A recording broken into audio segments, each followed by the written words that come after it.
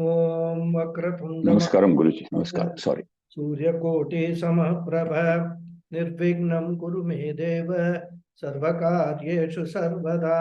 ओम श्री महागणपतये नमः। ओम श्री गुरुभ्यो नमः। हरि ओम।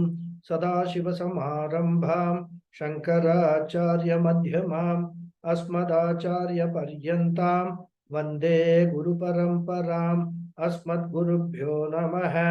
श्रुतिस्मृतिपुराणानाम् आलयं करुणालयं नमामि भगवत्पादं शङ्करं लोकशङ्करं।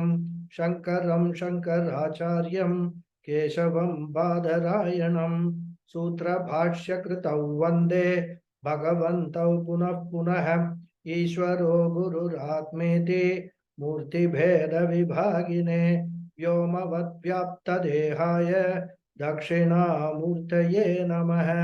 ओम श्री मेधा दक्षिणामूर्ति स्वामिने नमः। ओम सहना भवतु सहनौ भुनक्तु सह वीर्यं करवावहै तेजस्विनावधीतमस्तु मा विद्विषावहै। ओम शांति शांति शांति। हरि ओम श्री गुरुभ्यो नमः। Hari Om. Hari Om, Guruji. Hari Om. Namaste once again, everyone. Hari Om, Guruji. Hari Om. Hari Om. Hari Om. Thank you. Namaste. Namaste, Guruji. Hari Om. Hari Om.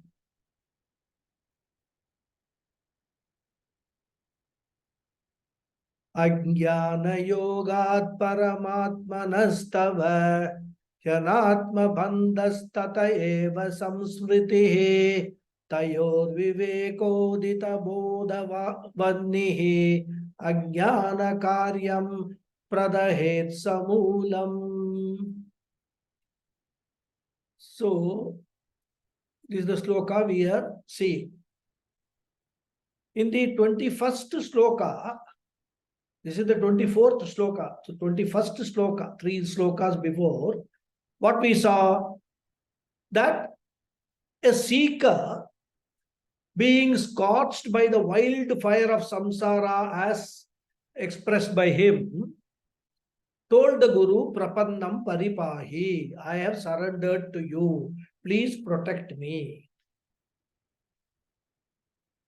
Then in the 22nd sloka, he glorified the Gurus by saying that such composed, great and saintly people who themselves have crossed the frightening ocean of samsara and who also help other people to cross without any expectation in return, he has come across such great Gurus, and the Guru to whom he has approached is also one such great Guru.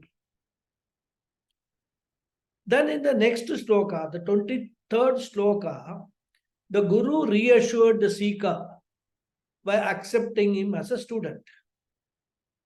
And the Guru said that as a student, he should not be afraid and there was no more danger for him. And he also said that there was a means for crossing the ocean of samsara by which alone people of right effort, they have gone to the other shore of this ocean of samsara. And the Guru promised to show the student the way to, of that crossing to the other shore. Now, in this profound sloka, we are discussing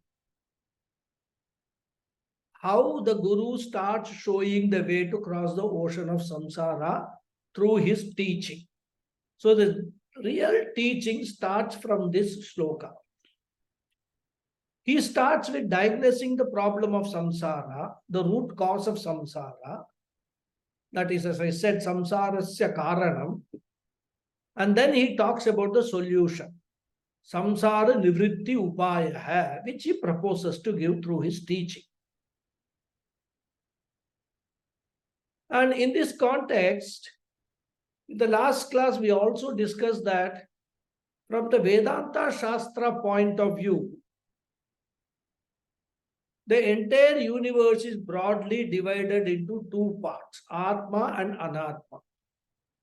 The individual self, which we refer to as I, is categorized as Atma, and all the rest of the universe is categorized as Anatma.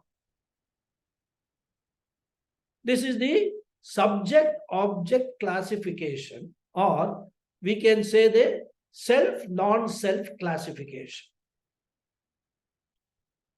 I, the self, the subject is Atma, and everything else which can be objectified by me, by the self, which can be experienced by the self, is Anatma. Therefore, Anatma can be called an object of experience. Up to this, there is no issue, it is very clear. There will be no doubt. Easily understandable also. Now, Vedanta poses what we call a conundrum, a very intricate and difficult problem. What is that? When I say I, the self, Vedanta asks, what do you mean by that? What all are you including in that?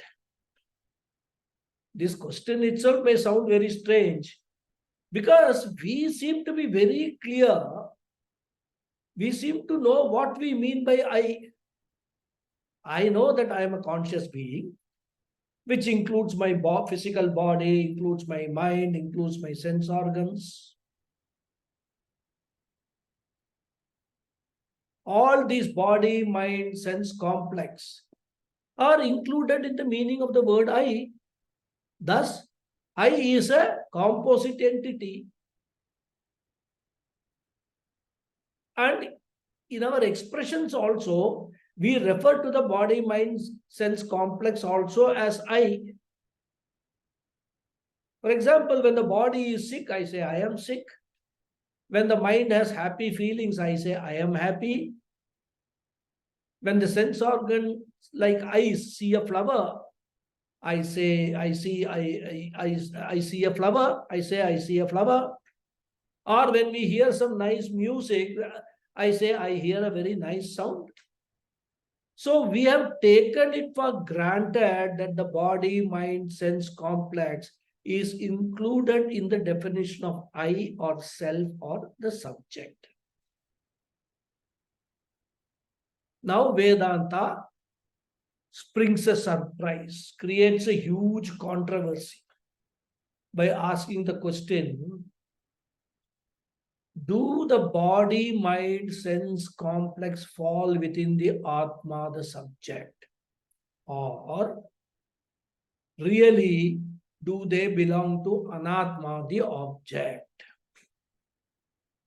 Everything was quiet, nice and going. Suddenly, Vedanta comes and puts a spoke in the wheels. So this new debate is created by Vedanta is whether the body, mind, sense complex will come under the subject or the object. That is, will come under Atma or Anatma. Naturally, we are taken by surprise, shocked. We are confused. Because till now, till we come across this problem created by Vedanta, we had no doubt about it. We always have considered the body, mind, sense complex as the self coming under the definition of Atma. And Vedanta says there lies the entire problem of samsara, my dear. Vedanta says that on a deeper analysis, it will be discovered that the body, mind, sense complex does not belong to Atma, but belongs to Anatma. And it further accuses us. It says that you have mistakenly misappropriated a part of Anatma and added it to Atma without knowing the real boundary line between Atma and Anatma. So Vedanta introduces a new boundary problem. And this has happened because Vedanta says, because of your self-ignorance and self-misconception. And according to Vedanta, it's a very serious problem. All our struggles, all our disappointments, all our grief, all our problems of bondage, in short, all our problems of samsara is only because of not settling this boundary issue. Boundary between Atma and Anatma.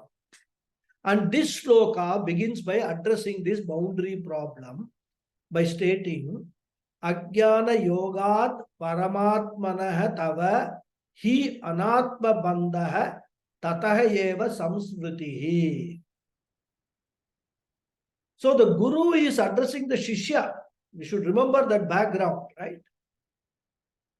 He is teaching the Vedanta Shastra to the Shishya. And he starts in a very positive note. He says, really speaking, you are Paramatma, a conscious being, which excludes the body, mind, sense complex. And because of your self-ignorance, you are unaware of this truth, this reality. Consequently, you have difficulty in understanding the correct boundary. And what you have done because of this ignorance and misunderstanding, you have misappropriated and included a part of Anatma unto you, that is the Atma, and you have created a new entity called Jivatma.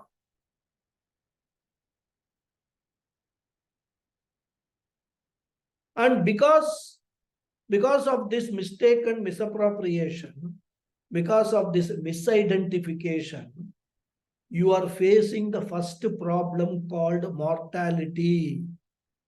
I am a mortal being. This is your statement. And because you are facing this problem of mortality, it leads to what? The result is that you are superimposing all the problems of the body, mind, sense complex on your real self, and that is why you are undergoing all these sufferings. And therefore, what needs to be done now? You have to redraw the boundary lines and dismantle the concept of Jivatma. Mind you, Jivatma is equal to what? Paramatma plus body, mind, sense complex. This Sanghata, this complex is called Jivatma.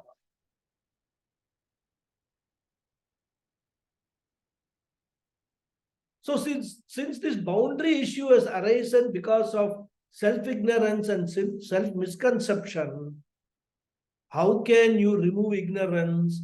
Only right knowledge can remove this ignorance. And the ignorance caused misidentification. Therefore, he says, Tayoho Viveka Udita Bodhavannihi Ajnana Karyam Samulam Pradahet. Tayoho means what? Between Atma and Anatma. Tayoho is dual case in Sanskrit when we refer to two things.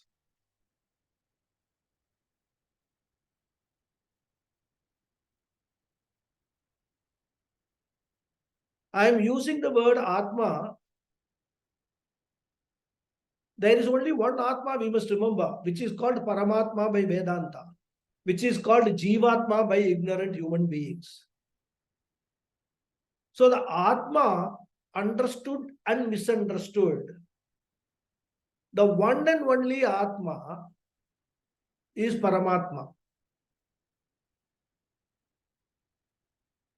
So Viveka means, here normally we will say Viveka means discrimination. Here we can say the demarcation or differentiation. So between Atma and Anatma, Viveka hai. a clear differentiation must be undertaken, which is called Atma Anatma Vivekaha.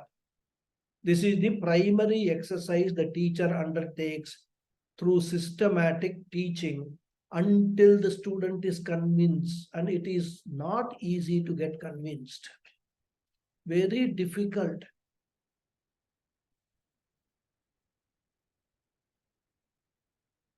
And this Viveka or this discrimination or differentiation can be gained by consistent and systematic study. That is very, very important.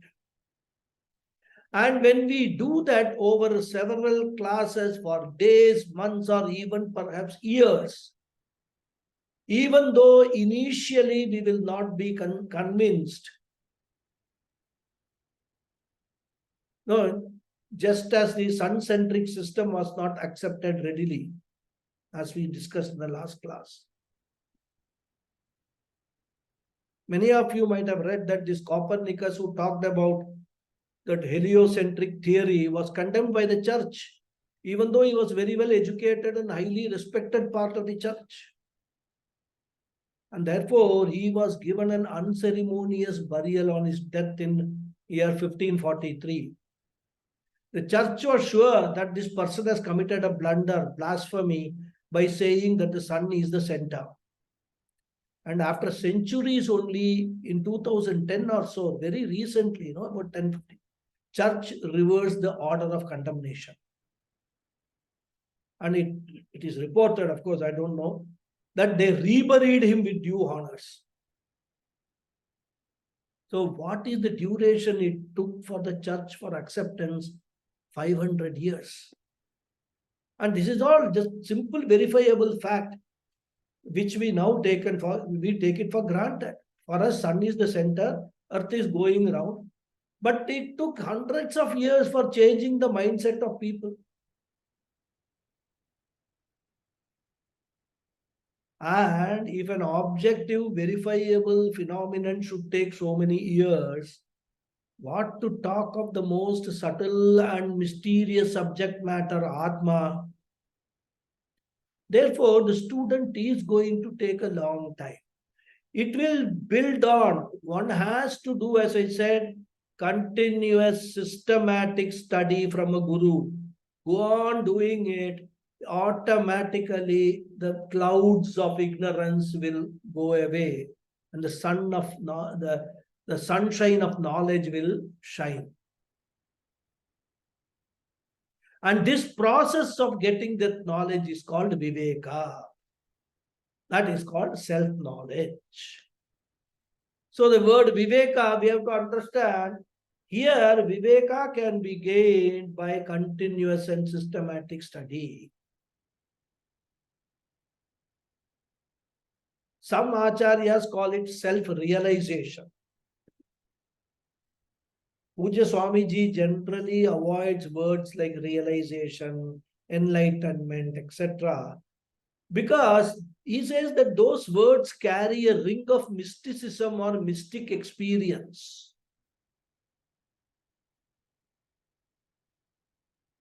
But self-knowledge, Vedanta, is nothing to do with mystic events or experiences. Viveka is clean knowledge, understanding based on thorough scriptural study. So self-knowledge simply is the best definition instead of getting into all jargons like self-realization and all that. Understanding the self. So Viveka Udita Bodha, the self-knowledge born out of this self-discriminative inquiry is like what he says, Vanni, fire. This knowledge can be compared to a fire from two different angles. Fire being luminous or light, it will remove darkness. Similarly, the knowledge will remove the darkness of ignorance. And the second function of the fire is what? Burn down everything, destroy everything. Similarly, the fire of knowledge Ajnana karyam pradahet samulam will burn down the entire samsara. Not just the samsara, all our karmas also it will burn down. So all our punyams, papam, sanchita, agami, prarabdha, karmas, etc. totally destroyed by this Atma Jnanam. Thus, knowledge like fire will dispel the darkness of ignorance and it will destroy all our problems called samsara. Therefore, tayo viveka udita bodha vannihi, that fire, ajnana karyam pradahet samulam. Pradahet means it will burn down, it will destroy, it will incinerate. And the same idea Bhagavan Krishna gives in the Gita in the 4th chapter. Yatai dhamsi samiddognihe pasmasat kurute arjuna jnanagni sarva karmani pasmasat kurute thata. Krishna is saying, as the blazing fire turned the firewood to ashes. Samidha means firewood. O Arjuna, so does the fire of knowledge burn to ashes all all sarva karmani, all karmas. Everything, karmas, karma phalas, everything is destroyed. The only thing it cannot destroy is prarabdha karma. That we must understand carefully. When I say sarva karmani, we exclude prarabdha karma because a jnani also has to live out his prarabdha karma which has already started during the time of his birth. But all other karma, sanchita karma, agami karma, all that are destroyed by this jnanagni. That's what Bhagavan Krishna says in the 4th chapter. Pradahet, destroys. What does it destroy? Ajnana karyam, the product of ignorance. That means what? Self-ignorance caused self-misconception is destroyed. And that self-misconception alone has given rise to the Jivatma version of me. Therefore, once you gain this self-knowledge, the Jivatma version of me will have to disappear. Others may call a Jivatma and all, but inside my mind I will know that I am not a Jivatma. I am the only and the only one Atma. This, the self-knowledge will very clearly make us understand, make us assimilate this knowledge.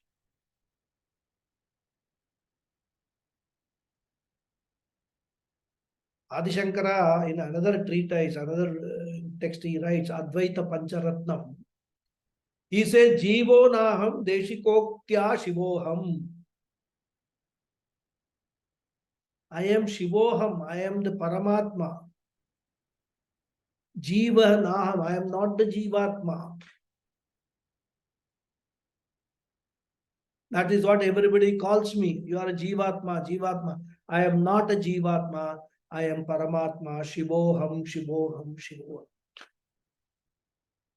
Therefore, Ajnana Karyam means Jivatma Bhavaha, the fake version of this self. Pradahet, destroyed, burned down. Samulam, not just the misconception is destroyed, it is destroyed along with its root cause, ignorance. In short, both ignorance and misconceptions are entirely removed by Vedantic study. My Jivatma Bhava version will go away. I will know I am Paramatma. Within myself, I will be calm and cool. As they say, cool like a cucumber. Isn't it? Therefore, the remedy problem is diagnosed, but the remedy involves a huge project. It's an intellectual exercise. Many people say, oh, okay, fine, it's an intellectual knowledge. Like so many other things, this is an intellectual knowledge. Pujya Swamiji says, any knowledge is intellectual only. There is no nasal knowledge or dental knowledge, etc. We need an intellectual exercise, inquiry to gain the self-knowledge, because our problem is intellectual. Therefore, what is required is an intellectual inquiry with the aim of demarcating Atma and Anatma boundaries. This is the profound message of this capsule verse, you can call the introductory verse, which is the foundation for the entire further teaching. So now the Guru has introduced several new words in this sloka. Therefore, the Shishya now says, Guruji, some of the words you have used, I don't understand. They are all Vedantic jargons for me. May you please explain all these words properly. I want to raise certain questions regarding these words. And with this in his mind, the student is going to raise 7 questions in the following verse. We will read. Shishyaha uvacha ko nama bandha katamesha agataha katham pratisthasya katham vimokshaha ko savanatma paramakka atma tayor viveka katametu dujyatam. The Anvaya is Kaha nama bandha katam yesha agataha katam asya pratishta katam vimoksha kaha asau anatma kaha paramaha atma tayoho vivekah katam yetat uchyata. Very simple, beautiful sloka. Simple Sanskrit. 7 questions he raises. Kaha nama hai? What is called? Bandha hai, bondage. Katham, how? Yesha hai, this bondage. Agata hai, comes about or came about. Katham, how? Asya, of this bondage. Pratishta, how this bondage is sustained or it persists. Katham, how? Vimoksha hai, how one can get liberated from this bondage. Kaha, what? Asau, this anatma, not self. Kaha, what? Paramaha, the limitless atma, the self. Tayoho, between the two. Vivekaha, discriminative analysis, differentiation. Katam, how? Etat uchyatam. This may it be told, Guruji. So what are the 7 questions? What is this bondage? How did this come about? How is it sustained? How is liberation possible? What is this non-self? What is the limitless self? How the discriminative analysis between the two is to be done. So 7 questions. May this be told. Uchyata. We supply Shishya Uvacha because in the original verse there is no, it's very easily understandable for what is the what is student is asking and Guru is saying and all. But for our better clarity, we introduce Shishya Uvacha, Guru Uvacha. Okay. Shishya is asking these following 7 questions. Ko nama bandha. In the previous version, the teacher had used the word anatma bandha, if you remember. So literally, bandha means a bondage or shackles, tying. By shackles, normally we refer to some physical restraint, like, like a rope or a chain being tied, right? That's a literal meaning. But in Vedanta, this shackle is not a physical, tangible shackle. It is an intangible shackle. So we have to understand it correctly. Here, the student asks, because he says the Anatma Bandha has, he said, but I don't see any physical shackles. I am not bound by some rope or a chain or anything. I can freely walk. I came to your Guru also. So what do you mean by this shackle? Bandha hai. Ko naam hai, indeed. What indeed is this bondage in Vedantic sense? This is question number 1. Question number 2 is what? Katamesha agata hai. Esha hai refers to this bondage. Esha hai bandha hai katam agata hai. How did this shackle bind me? How did it happen? How does it come? Third question, katam asya pratishta. How does this bondage or shackle persist for such a long time? What is the reason for this persistence? Pratishta means you can understand as persistence or sustenance. Because according to Vedanta, this bondage has been in existence from beginningless times. Normally, people will use the phrase immemorial times. That is very limited, because immemorial means which we can't remember. So Puja Swamiji uses beginningless times as a more appropriate word. See, Puja Swamiji's teaching is so profound and is so popular because he will use absolutely the correct word to explain a particular concept. He will make sure that by using a wrong word, some wrong orientation or wrong understanding is not created in the mind of a student. So he is very particular. He used to be very particular when teaching Vedanta. Correct word only should be used. You use, time immemorial and all that. It could still give rise to some different interpretations. Therefore, he uses beginningless times, means we don't know when it began. In this birth, right from the birth, we have this bandha, right? Even as we grow, we take this body only as myself. Previous birth also we had. Prior to that too also is there. And that's why he uses the word beginningless times, because even the Vedas talk, there is anadi. The beginning is not known, it has no beginning. Anadi.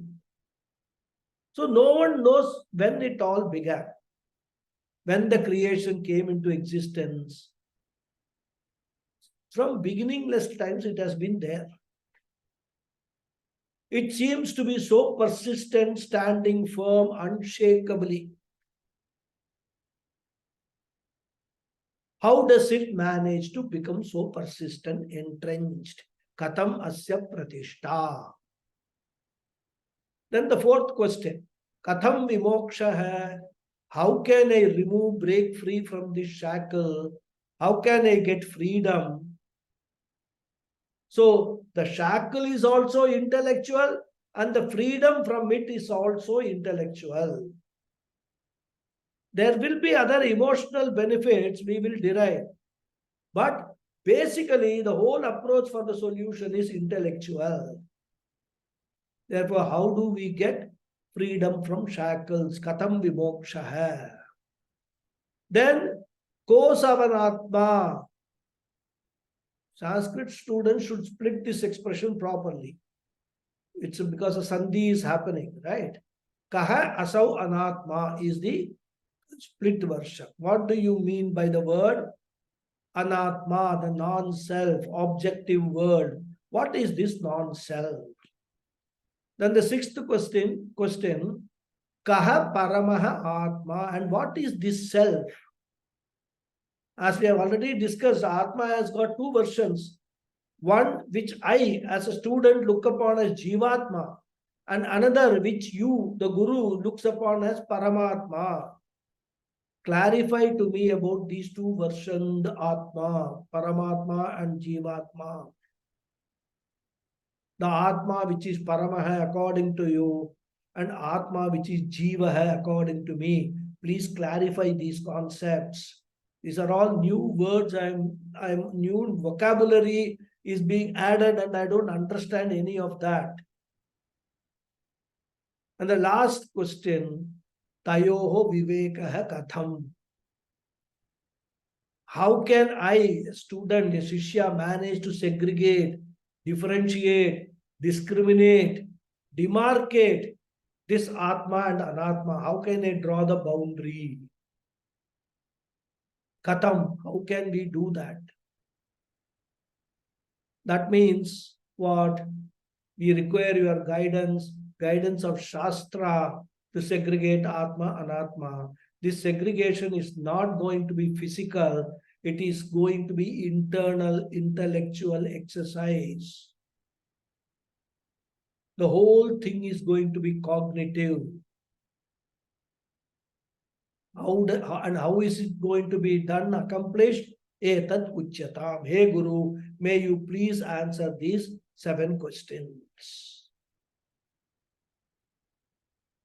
In fact, the rest of the Vivekachudamani text is nothing but answer to these 7 questions only. Both in the condensed version, which we are following, and also in the original version, which has got 500 plus verses. All the following verses that we are going to see are answer to these 7 questions only. Therefore, you should remember these questions also when understanding the answers. Very important. So now the teacher is going to start his answers. As I said, these 7 questions form the entire basis of the entire teaching of Vivekachudamani text. So now we will enter the verse number 26. Original verse, it is verse number 71. You can imagine how many verses Swami Paramatmanandaji has skipped in between, right?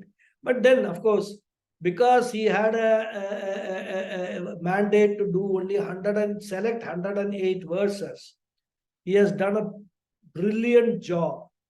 Even one verse, we can, bring the content, some content from the other skipped verses also rather. You will see that. So we will read this verse. Shri Guru Vacha Yad Bodhavyam Tavedhani Atmanatma Vivechanam Taduchyate Maya Samyak Sutvatmanyavadharaya. The Anvaya is Tava Yat Atma Anatma Vivechanam Bodhavyam Idanim Maya Tat Uchyate Samyak Shrutva Atmani Avadharaya. Tava, for you, Yat, which, Atma Anatma Vivechanam, discriminative analysis between Atma and Anatma, Bodhavyam, is to be known.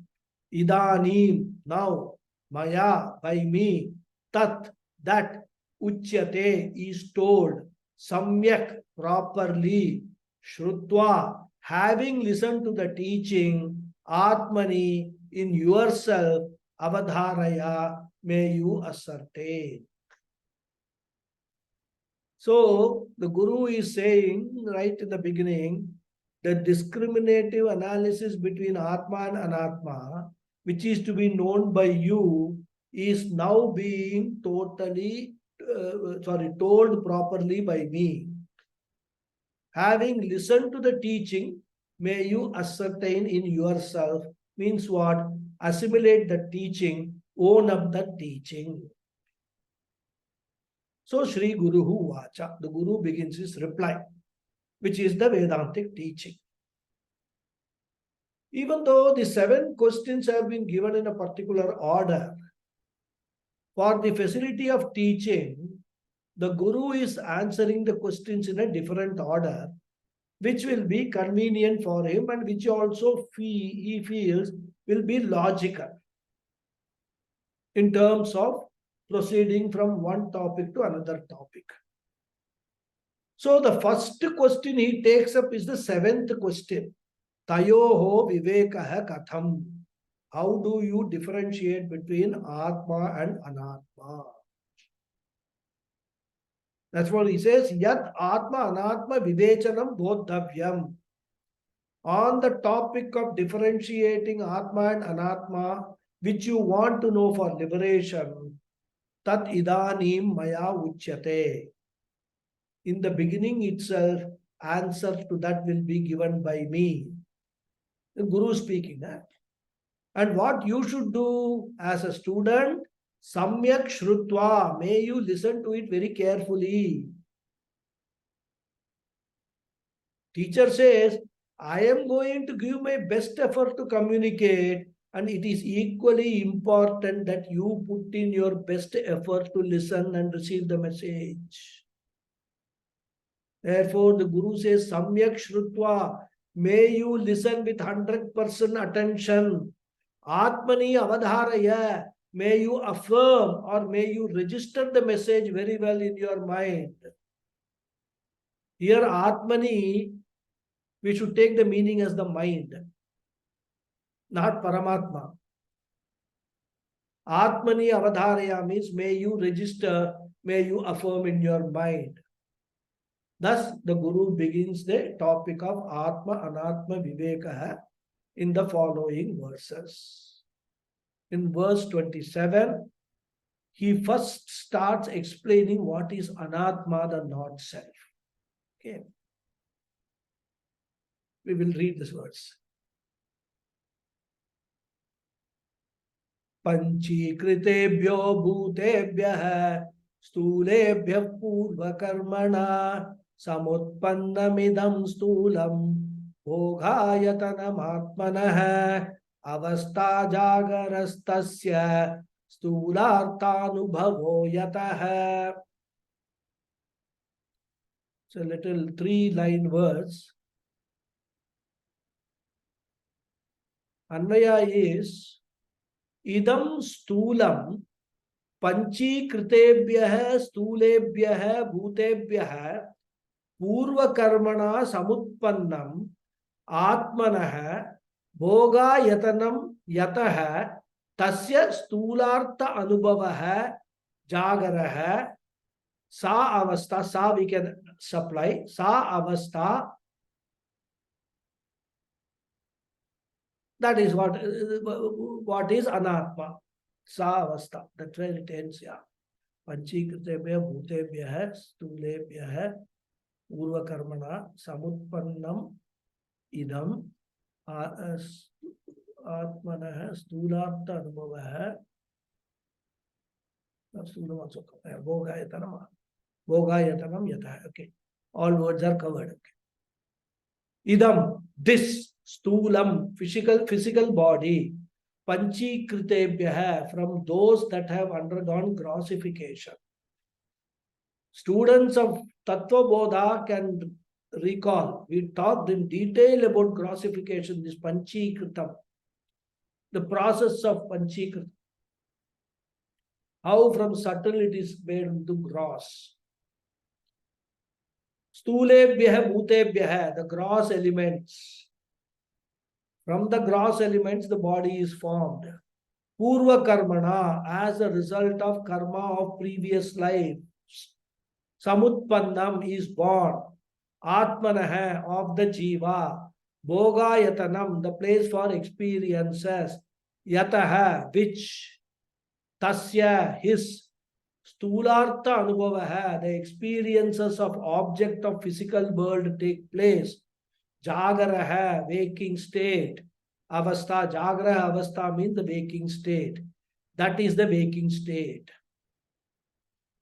So this physical body is born as a result of the karma of previous lives from gross elements which have undergone the process of grossification and is the place of experiences for the jiva.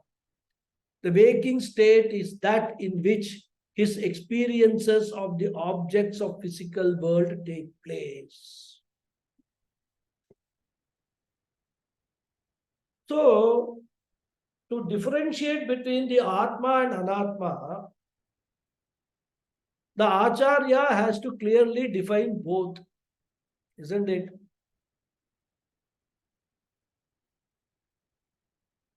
And especially with reference to the body, mind, sense complex. And of the two, he feels he will take up the Anatma part first because it will be easy for the student to relate to. He will talk about Atma later after this. Therefore, he takes up the seventh question, Kaha Asau Anatma. Sorry, Kaha Asau Anatma was this fifth question, isn't it?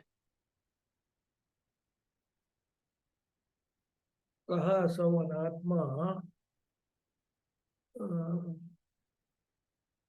Yes, it was fifth question. Fifth question. Yeah, correct. Kaha Asau Anatma, fifth question. So he takes up the fifth question for first answer.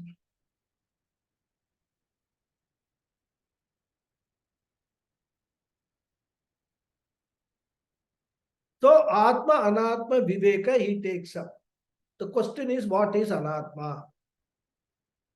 We have seen this briefly while discussing the verse 24. Anatma, we simply saw non-self. Entire objective universe is Anatma. That is very easy to understand.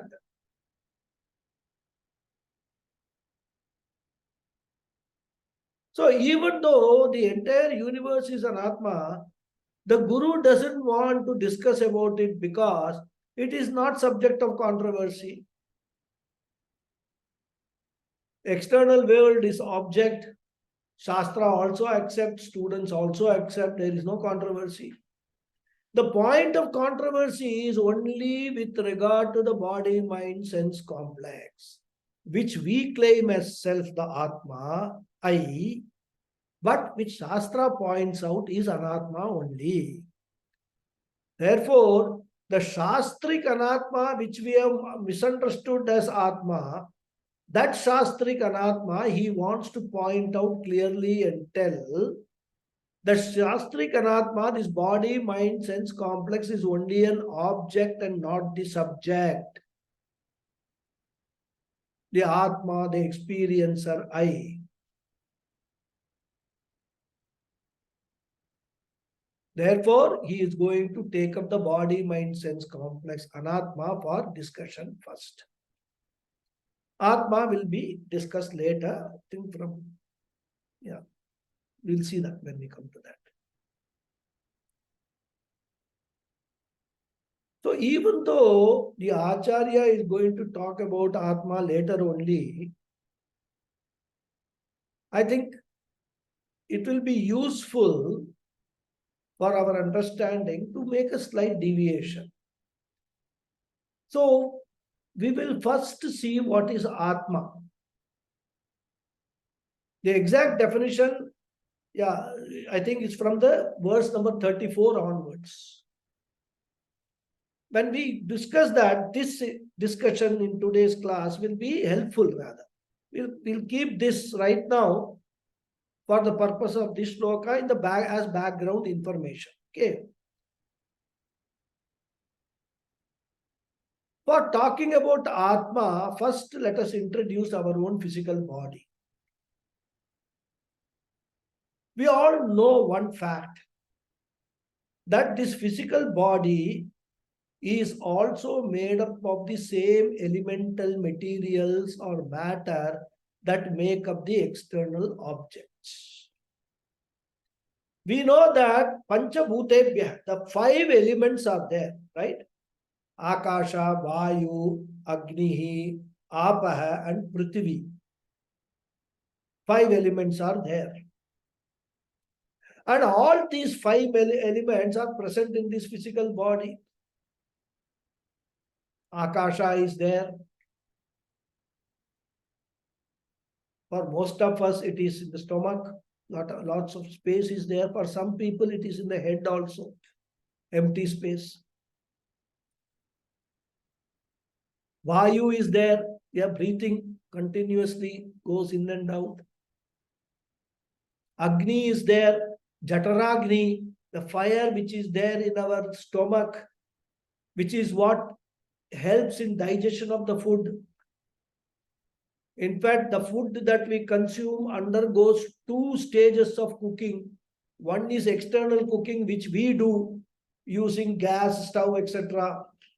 Another cooking that is done in which the important aspects of the food we consume, like the vitamins, the minerals and nutrients, etc., they are separated and then absorbed by the body parts, and the balance is discarded. So that is the second cooking that takes place in our stomach.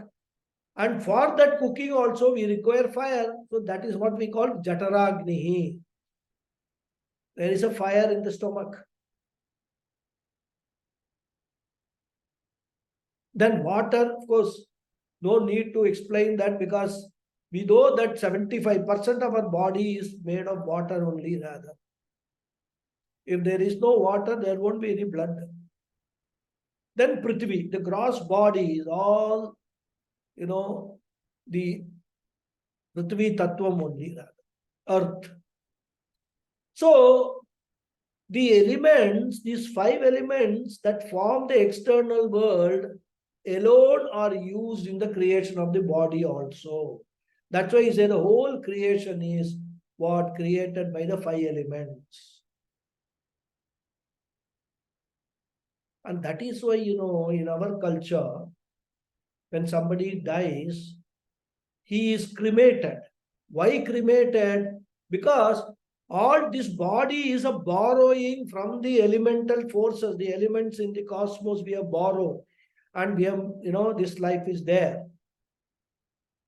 And when the body falls, we have a responsibility to return all these respective parts to the respective elements. And that is done with the help of Agni. Where Agni in our Shastra is the courier. Whatever we offer to Agni, saying that please reach this to so and so and so, it will take. Agni itself will not take anything out of that. When we say Indraya Swaha, then the Agni will take whatever we are offering to Indra Bhagavan, Indra Devata. Of course, we will also say Agneya Swaha means Agni, this is for you. Varunaya Swaha, this please take this offering to Varuna Bhagavan. Like that, the reason why we actually burn the body is through Agni, all the five elements which constitutes our body are returned to the respective elements. That is what we have to understand. Therefore, the body is a material entity, which we all know. We will be seeing these in other verses also in more detail.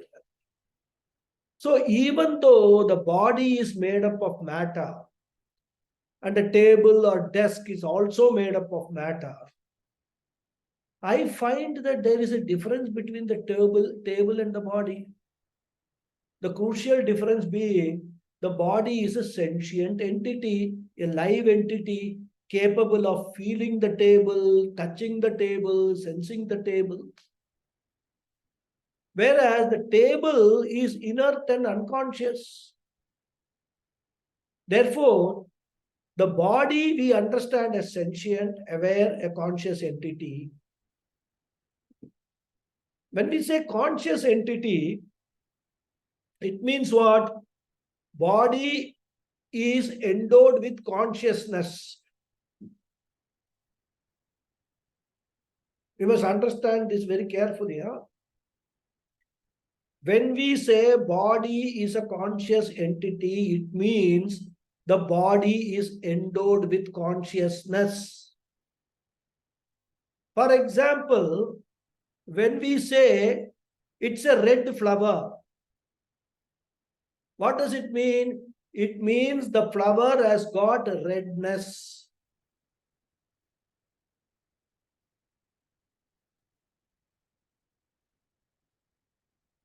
Because redness is an abstract noun of the adjective red.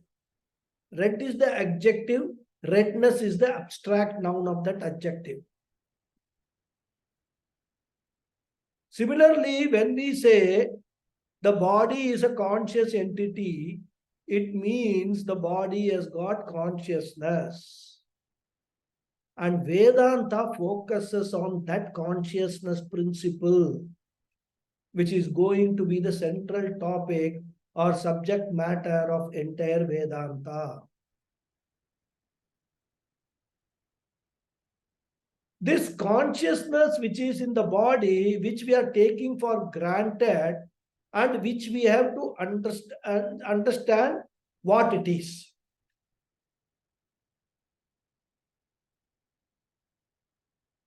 Because it's like a mysterious entity. We are not able to see that, hear that, taste that, touch that. Consciousness, we are not able to even visualize what is consciousness. We are able to touch the body. But what about the consciousness in the body? That is not available for any of the sense organs. It is just like, normally I take the example of a toy electric car. When the car is working and moving, we know that there is electricity which is powering, electricity from the battery which is powering this electric car. That is why it is moving. We can touch the car. Can we touch that electricity? We cannot. But we can only infer by the movement of the car that electricity is there. Electricity, like consciousness, is not available for smelling, touching, etc. So consciousness is thus a mysterious entity. Not only it is mysterious to us, lay people, even the scientists have been researching for decades, perhaps for centuries, trying to find out what this consciousness principle is. Quantum physics is all about that research only. We have moved away from Newtonian physics, from Einsteinian physics.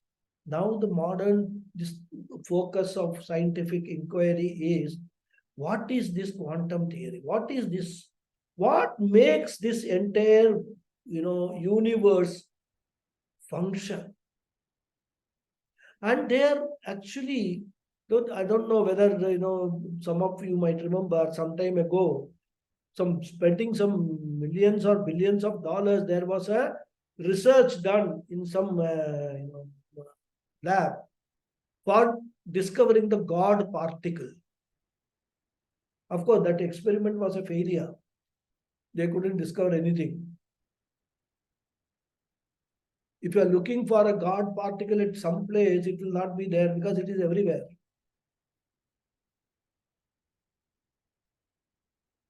So even scientists, they are trying to find out what this consciousness is, because many of the scientists are exposed to Vedanta teachings, Upanishads, etc.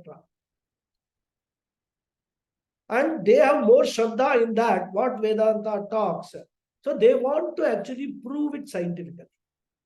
That's why, they hold seminars, they conducted in different parts of the world. Hundreds of scientists gather, try to put forward various theories of consciousness. Even now for modern science, consciousness is beyond the field of observation. Because science, the methodology of science is external driven. Observation, inference, and then they come up with the conclusion or proof. Consciousness is not something that you can observe. That is what Vedanta says.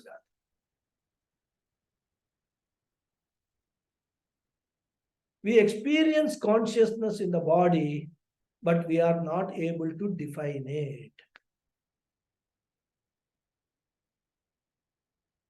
Therefore, consciousness comes under the definition of what is called alaukika vishaya aparusheya vishaya, subject matter which is beyond the human instruments of knowledge.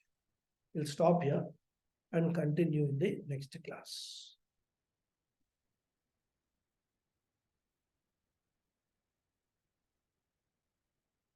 Om Purnamada Purnamidam Purnat Purnamudachyate Purnasya Purnamadhaya Purnameva Vasishyate. Om Shanti Shanti Shanti. Harihi Om Sri Gurubhyo Namaha. Harihi Om. Thank you all very much. ಧನ್ಯವಾದ. Thank you, Guruji. Hari Om. Thank you, Guruji. Thank you. Namaskaram.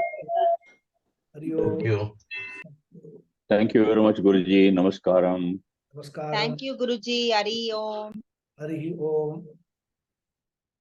Thank you. Any questions? Anybody? Oh, Sulekha ji's hands are gone. Yes, Sulekha ji. Namaste, Guruji. Thank you for the session today. Sorry for the echo. I'm here with my mother and her computer is on. Okay. I'll try to switch off hers. Yeah. Is it better now? But still, there's a very well. It's not much better now. I'll see if I can change it. I'm sorry. No, that's okay. My question is, what is the relationship between sentiency and consciousness? No relationship. Consciousness leads to sentience. Consciousness is the cause. Sentiency is the result. Right. Got it? Oh, sorry.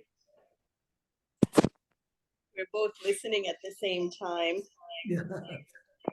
Did you get it? I said consciousness is the cause. Sentiency is the result. I see. Thank you. Because of consciousness only we are sentient. Then what about the items or the objects that are not sentient? Are they at a different vibration? Or They are frequency? actually, when we talk of consciousness, that refers only to the living beings. There is another aspect called existence, because when we talk about Brahman, we got Sat Chit Ananda is how we define Brahman. There are three qualities, Sat, Chit and Ananda, right? Ananda means what? Limitlessness. Okay. Now, the Satta aspect, some objects borrow only the Sat aspect. They cannot reflect the consciousness. They don't have the capacity to reflect the consciousness. So they only have got the existence aspect, the Sat aspect, but not the Chit aspect. It's only the human being which has got Sat, Chit and Ananda. All three aspects are there. To give you an example, if there's a light bulb, it has got a certain architecture, right? There is a filament and there is some gas within that bulb and all that. And when we pass electricity, the light bulb actually glows, right? Are you with me? Are you able to listen? No.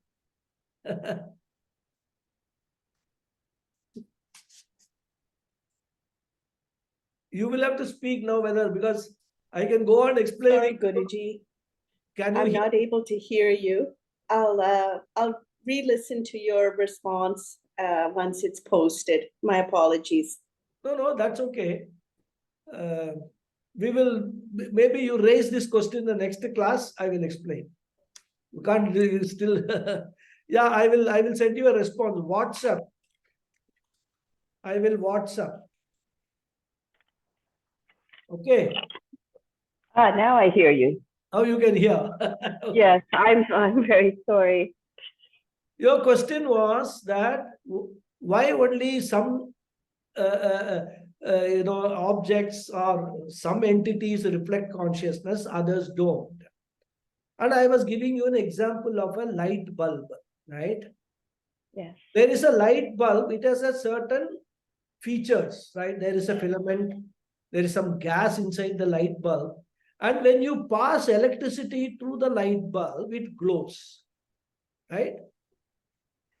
Now, if we come to the conclusion that electricity is what is making the light bulb glow, if we pass the same electricity through a table, will it glow? No. So why table is not glowing? Because the table does not have those aspects which is there in the light bulb. Those aspects enable, they take the electricity and then glow. Similarly, the living beings in the universe have got a special mechanism by which they can reflect that consciousness, which is all pervading consciousness. And because they can reflect, we say they are sentient. The others, like a rock or other sand, right? They cannot reflect they don't have that particular aspect of ability to reflect the consciousness. So they are insentient. That is how we have to understand that even within the objects in the universe, there are division. Those who are capable of reflecting the consciousness, those who are not capable, who are not designed by the creation to reflect consciousness. But all of them, the satta aspect, the pure existence aspect applies to all of them. And that is why when our expressions, we say a rock is, sand is, sea is, easeless, whenever we use is or am, that to be, verb we use, that reflects the satta aspect, the existence aspect. Everything is existing. So that means that is what you're saying then the chit aspect is, the sat aspect is pervading throughout the universe, but Yes. the chit aspect is only applicable to some objects and not others. Is Specific that correct? objects, three objects, human beings, animals, and plants. Okay. These are Okay. the three ones which reflect the consciousness, their growth, their activity. A rock after 1 million years also will remain the same size. It will not grow, isn't it? Whereas all these, the tree will grow, animals will grow, all that will grow. So Can I that ask? is differentiation. Yes, that makes sense to me. But then I ask the question, the concept of being and becoming. The rock is being, it has not changed. It is as it is for endless amount of time. It is within time, endless. But all of the beings that have sentiency, they are in the process of always becoming, whether it's growth or decay or that aspect, that creation aspect. How do we then understand how do we understand this? How can some things become and some things are being? Because whatever, in our culture, we don't say that we are evolved from monkeys and things like that and all. In our culture, our belief is the first to appear on the earth as a living being was a human being. All other things came later. So a human being, when he is born, he did action which gained him karmas, punya and papa. Depending upon whether his action was in line, in tune with the cosmic order, or whether it militated against the cosmic order. If it was in tune with the cosmic order, then he earned punya. If it militated against the cosmic order, he earned papa. So that continued, and at the time that human being died, depending upon that karma, then the next evolution took place, whether animal, whether a plant, whatever it is. So, if at all we have to say, if there's a beginning, the beginning for us is the human beings. But God created Brahma, Brahma created this entire world. And in fact, it was first the rishis who were created. So all that is there. I mean, if you read the Bhashyam of Bhagavad Gita, Shankara's Bhashyam, he very briefly describes the entire process of creation. So that is why the others have got, they are not material. Only plants means plants and trees, etc. Animals, human beings. These are the only three entities which are sentient. All others are insentient. Okay. Does it Thank clarify? you, Guruji. Yes, it does. It's a lot to think about, but you made it much clearer. Vedanta is nothing but thinking, contemplating. More questions will come. The more you think, more questions will come. You find answers. That is the whole process of manana.